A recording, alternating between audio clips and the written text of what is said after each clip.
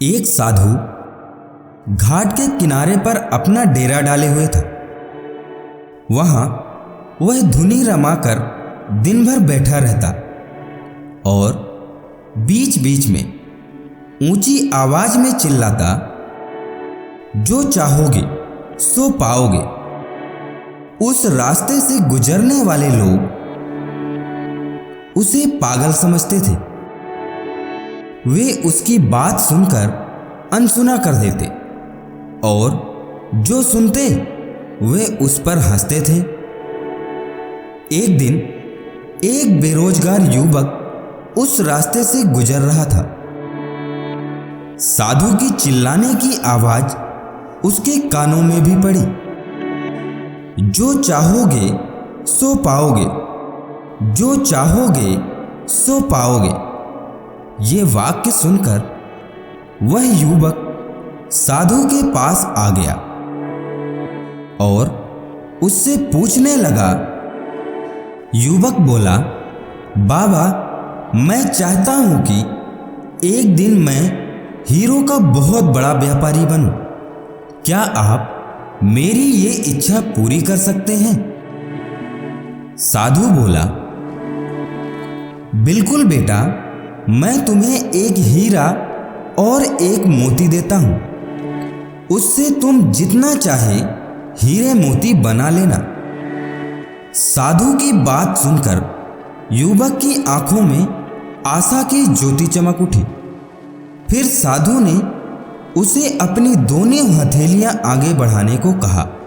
युवक ने अपनी दोनों हथेलियां साधु के सामने रख दी।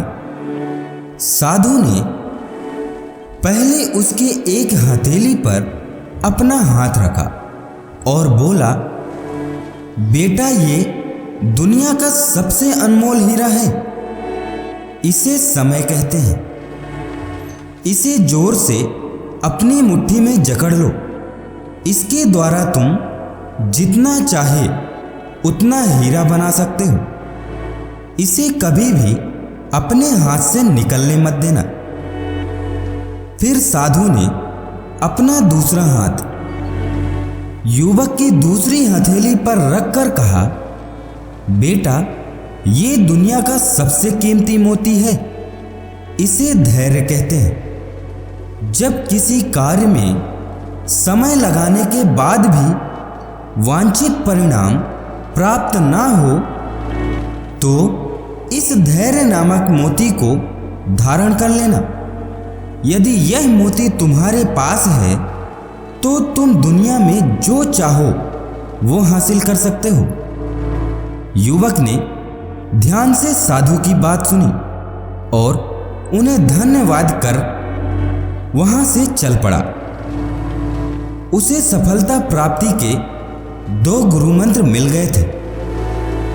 उसने निश्चय किया कि वह कभी भी अपना समय व्यर्थ नहीं गवाएगा और हमेशा धैर्य से काम लेगा।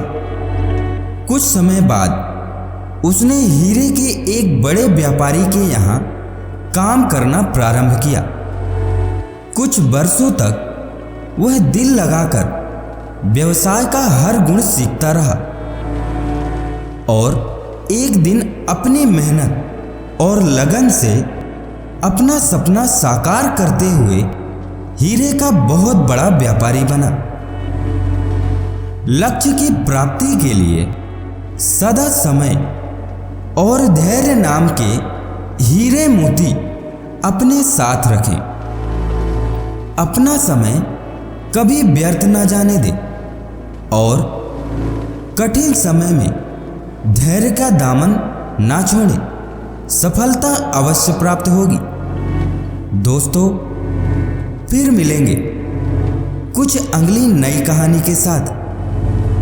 तब तक के लिए आप अपना ख्याल रखिएगा और हमेशा मुस्कुराते रहिएगा। जय हिंद, जय भारत।